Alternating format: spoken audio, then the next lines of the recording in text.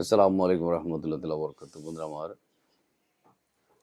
একদিকে ফাল্গুনের পহেলা ফাল্গুন, একদিকে ত্রয়োদশ জাতীয় সংসদ নির্বাচন সুসম্পন্ন হয়েছে এবং সব মিলে আলহামদুলিল্লাহ রাব্বিল আলামিন, মালিক যেটা চেয়েছেন সেটাই হয়েছে।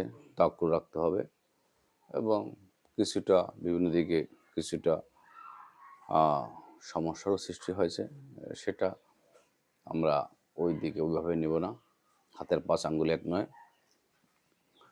তো সব মিলিয়ে মহান মালিক যাকে যেখানে রেখেছেন তাকে সেখান থেকেই শুকরিয়া আদায় করতে হবে, শুকরগুজার করতে হবে এবং বিভিন্ন বিষয় নিয়ে পর্যবেক্ষণও করা যায় বা আবারও রিভিউ করা যায়। এবং আরেকটু ভালো লাগতো যদি সুন্নিয়তের কিছু মাশায়েখ,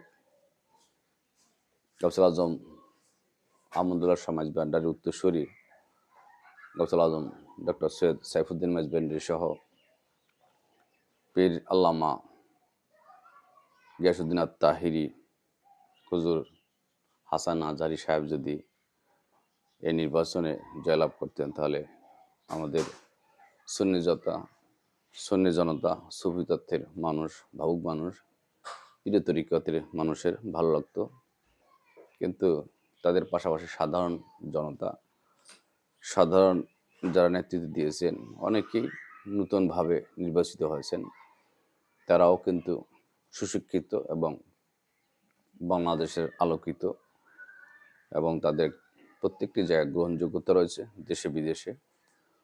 তো আমরা চাইব ভবিষ্যতে যেন তাদের নেতৃত্ব তৃণমূল পর্যায়ে সুসংগঠিত করেন এবং সামনে এগিয়ে যায়। তাদের জন্য দোয়া শুভকামনা অবিরাম।